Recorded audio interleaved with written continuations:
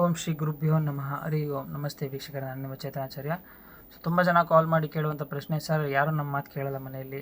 So ಮಕ್ಕಳಾಗಿರ್ಬೋದು, ಗಂಡ ಆಗಿರ್ಬೋದು, ಅಥವಾ ಹೆಂಡತಿ ಆಗಿರ್ಬೋದು, ಸೊ ಬೇರೆ ಯಾರಾದರೂ ಆಗಿರ್ಬೋದು, ನಮ್ಮ ಮಾತನ್ನು ಕೇಳಲ್ಲ ಅಂತಂದರೆ ಅದಕ್ಕೆ ನಾನೊಂದು ಇವತ್ತು ತಂತ್ರವನ್ನು ತೋರಿಸ್ಕೊಡ್ತೀನಿ. ಈ ಒಂದು ಸಣ್ಣ ತಂತ್ರವನ್ನು ಮಾಡೋದ್ರಿಂದ 100% ನಿಮ್ಮ ಮನೇಲಿರೋರು ನಿಮ್ಮ ಮಾತನ್ನು ಕೇಳ್ತಾರೆ.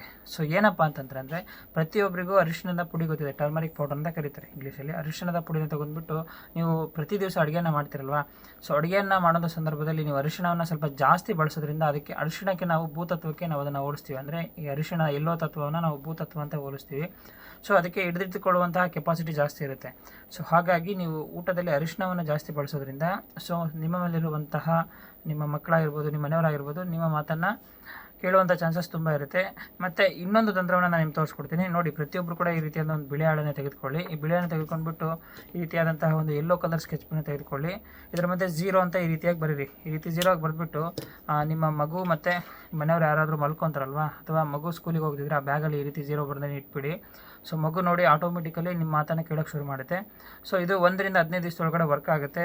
ಸೊ ತುಂಬ ಜನ ಇವತ್ತಿಟ್ಟು ನಾಳೆ ವರ್ಕ್ ಆಗಿಲ್ಲ ಅಂತ ಕೇಳೋಕ್ಕೆ ಹೋಗಬೇಡಿ. ಒಂದು ಮಂತ್ ಆದರೂ ಟ್ರೈ ಮಾಡಿ. ಇದನ್ನು ನಿಮ್ಮ ಮನೆಯವರಾಗಿರ್ಬೋದು, ಮಕ್ಕಳಾಗಿರ್ಬೋದು, ನಿಮ್ಮ ಮಾತನ್ನು ಕೇಳ್ತಾರೆ. ಸೊ ಇನ್ನೂ ಹೆಚ್ಚಿನ ಮಾಹಿತಿಗಾಗಿ ನಮ್ಮ ಇನ್ಸ್ಟಾಗ್ರಾಮ್ ಮತ್ತು ಯೂಟ್ಯೂಬ್ ಚಾನಲ್ನ ಫಾಲೋ ಮಾಡಿ. ಎಲ್ಲರಿಗೂ ಒಳ್ಳೆಯದಾಗಲಿ. ಶುಭ ದಿನ.